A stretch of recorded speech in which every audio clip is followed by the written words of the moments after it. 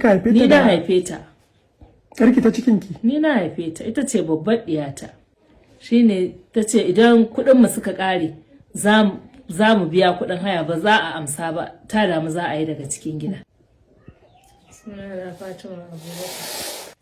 Labarin ita dai a Kano take aure. Sai suka samu matsala da mijinta sai ta taho. Kuma nan gidan na take zaune. Gidan nata a nan muke tare da ita. To kuma sai ba wanda ya zo daga bangaren mijinta. Sai na rinka faɗa. Watan ta 7 a gida ba wanda ya zo. Yan uwan mijin ma an ka kira sai su ce ga su nan za su zo a yi haƙuri. Shi ma mijin da na kira shi ma sai ya ki daga waya. Sai na yi ta faɗa. Na ce in Allah ya yarda lokacin mahaifiyata ta rasu ina gidan ta a zaune. Sai na zo makwabci na alkali ne. Sai na shiga na mishi bayani. Na ce idan na dawo gida aka yi 40 zan zo za a yi ƙaran shi.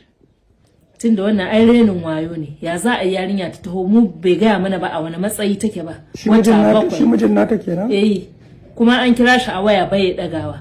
Kuma ya haɗo sauran kayayyakinta gaba ɗaya daga Kano ya bada an kawo mata. Kuma bai ba ta takarda ba. Sai na ce za a yi ƙarar shi. To wannan ita kuma ashe mijinta take so.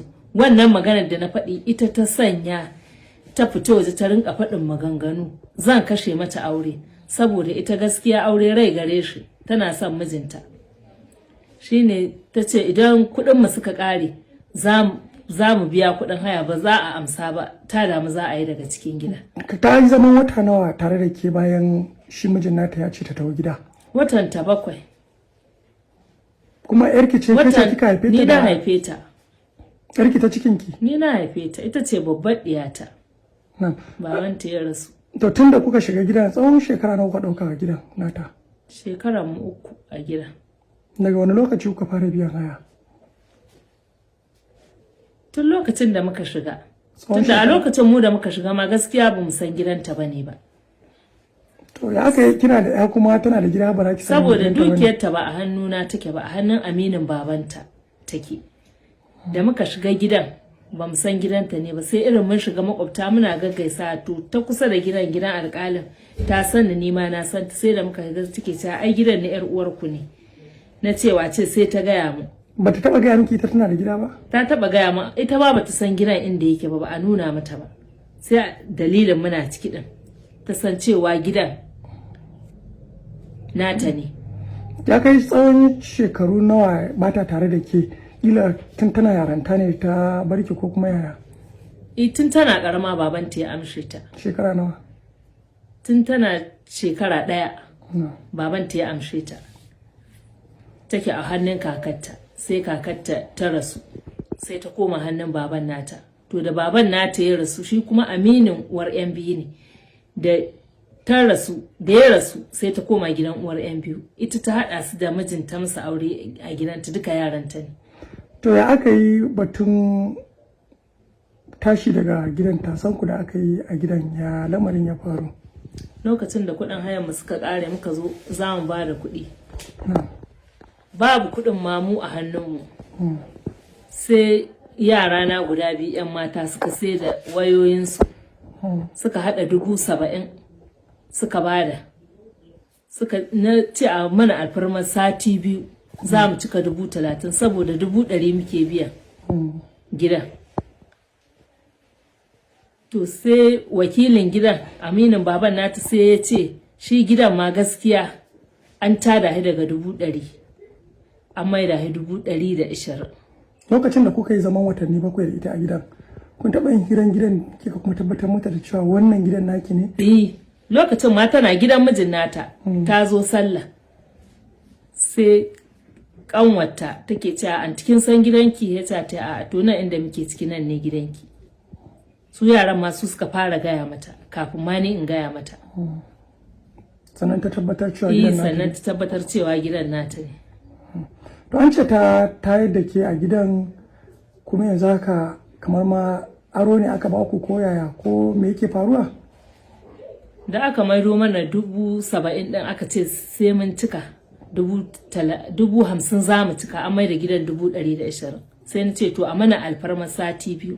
Sai wakilin gidan ya ce gaskiya ya bamu daga magariba zuwa isha'i mu samu 50,000 mu bada, ya nemo mana alfarma mu zamna a gidan. In kuma mu bada ba, an ba mu notice sati 3 mu tashi daga cikin gida. To kun yi magana da ita tun bayan da aka ba ku notice an tashi a gidan? Mun je har gidan yata na je muka yi magana da ita. Ita da gida ba a hannunta yake ba. Ita gida ba a hannunta yake ba. A hannun wanda yake za a yi magana da shi. Shi kuma sati 3 da yayi ba mu samu wannan 50,000 ba, ta sai mun tashi. Yake ta zariya mu tashi. Daga baya ma dai da ba mu tashi ba muna ta neman inda za mu koma. Sai wanda ya mana hanya aka ba mu hayar gidan. Ya matsa mai yayi ta kiran shi a waya, yayi ta kiran shi a waya, yi kuma yace nauyi yake ji mu zo, ya zo ya ce mana mu tahi daga gida an matsa mi.